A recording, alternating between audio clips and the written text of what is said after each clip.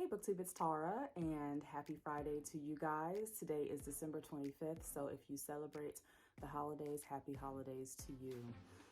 Wanted to do a Friday Reads video real quick to go over the books that I did finish up this week. First book I will talk about is called A Knock at Midnight by Brittney K Barnett. This is a non-fiction book.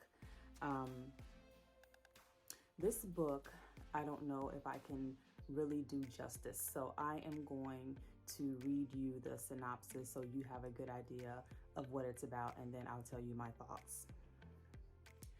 Brittney K Barnett, who is the author, was only a law student when she came across the case that would change her life forever.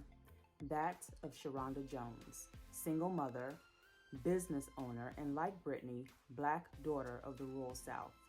A victim of America's ruthless and devastating war on drugs, Sharonda had been torn from the arms of her young daughter and was serving a life sentence without parole for a first-time drug offense.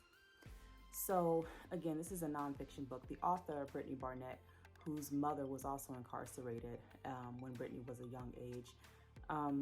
It follows Brittney's career as she becomes a law student, then becomes a lawyer, works for a top law firm, only to become engaged and very passionate about defending criminals who were unfairly sentenced, even though their crimes may have warranted jail time on some level according to the law.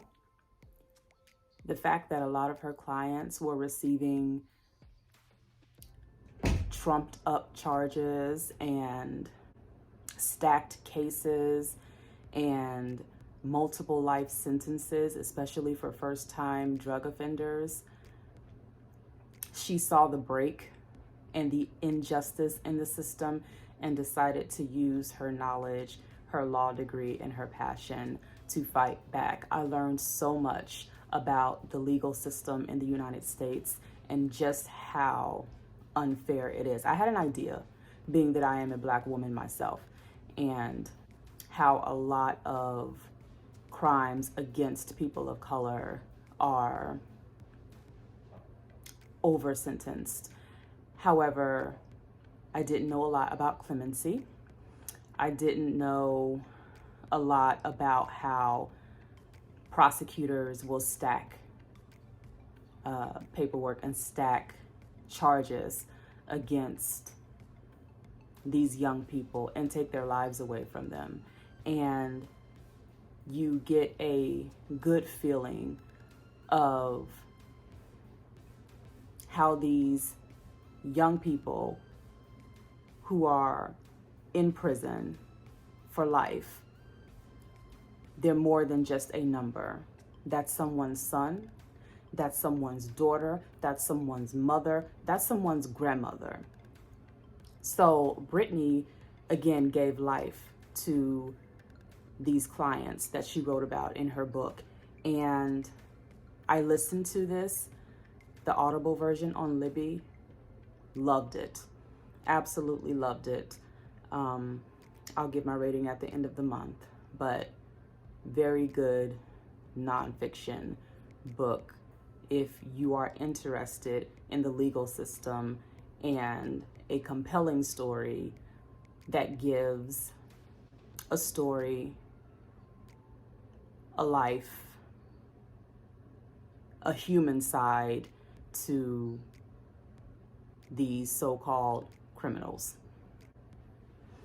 The next book I finished up this week is Gemina, and the light is kind of glaring. This is book number 2 in the Illuminae files. Book number 1 was, of course, Illuminae, and I talked about that, I think, in my last video. Book number 2, we're still in space. We're on a jump station called Heimdall, and I can't even say it's picking up from book number 1 because you meet a totally different cast of characters. And this book, in all honesty, I got so wrapped up in it, I totally forgot about the characters in book 1. Book 1 I was enthralled. I was into it. I was all about Katie and Ezra in that book and how they were going to save the day, if you will. And following this whole space opera saga, you meet two new characters. It's like a whole nother storyline has taken place. And it's, you know, it's like meeting a new boyfriend or something, you know, like you forget all about boyfriend number one because boyfriend number two is so good too. And, you know, just takes your mind off of boyfriend number one. But this is excellent. The third book in the series is Obsidio. Of course, it's on the list for me to read so I can finish this trilogy. Finally finished one this year. So anyway, I loved it. Again, if you're into sci-fi, space opera, a little bit of fantasy, some weird things going on in space, I say check it out. It was very good. Like I said, completely different storyline than book number one, but still keeps you engaged, still keeps you enthralled. The book has the same format and concept that I listed in the last, like you're reading transcripts, you're reading emails, you're reading text messages. It's fantastic.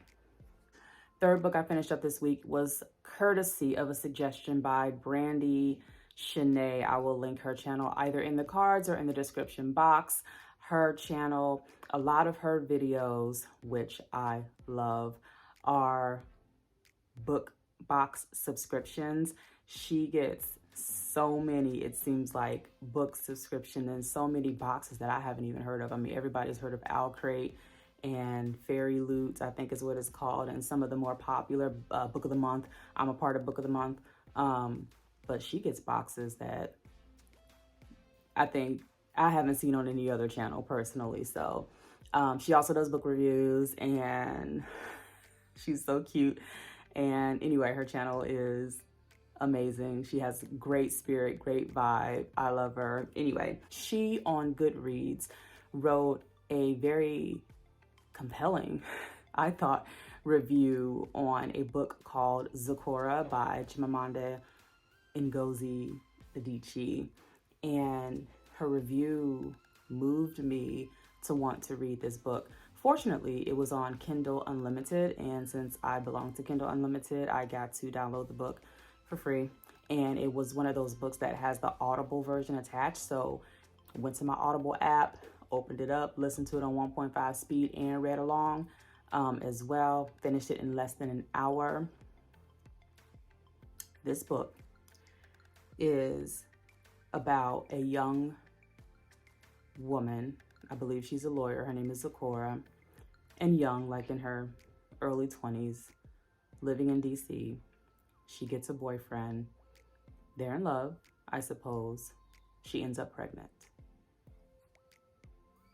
And we see and follow how this unexpected pregnancy leaves her confused and leaves her saddened and feeling a way about her boyfriend who she believed loved her and wanted to be with her until he found out about her pregnancy. What was eye-opening in this book that Brandy explained in her review is how much men don't know about women's bodies and how they work. And I don't mean something as simple as you can get a woman pregnant if you put your penis inside of her vagina. I mean how birth control works, what happens to a woman's body when she's pregnant, the changes that happen when she's pregnant, what's going on when she's pushing the baby out and how she's feeling, and the medical system, healthcare system, how that is navigated being a young, single, Black, new mom. So that was surprising to know how little some men know about women's bodies. And I always had the assumption that men just, they knew how our bodies worked. And even though they may know to a certain degree how things happen inside of us, they really don't know the grand details and what we go through becoming pregnant, giving birth, becoming mothers. The story also delved into Zikora's strained relationship with her own mother, who is of Nigerian descent and whose husband took on a second wife, and how that affected their family dynamic and how that also affected her mother and her mother's relationship with her. So a lot of deep themes were going on in this very short book. And the way it ended, I wanted more. I needed to know what happens next. Where's the rest of the story? I thoroughly enjoyed it though. It was a bit heavy. You know, it does deal with becoming pregnant, having babies, abortions, abuse, not just physical, but also mental trauma, you know, things of that nature. So anyway, overall, good book.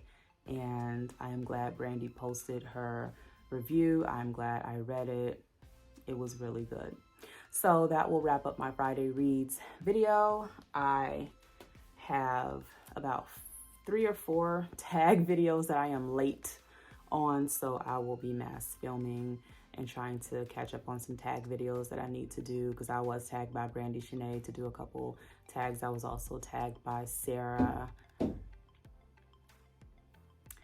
to, I think she has a Christmas tag that she tagged me on as well. So I will be doing those shortly and posting those next week.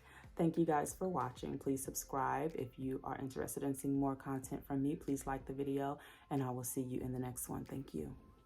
Bye.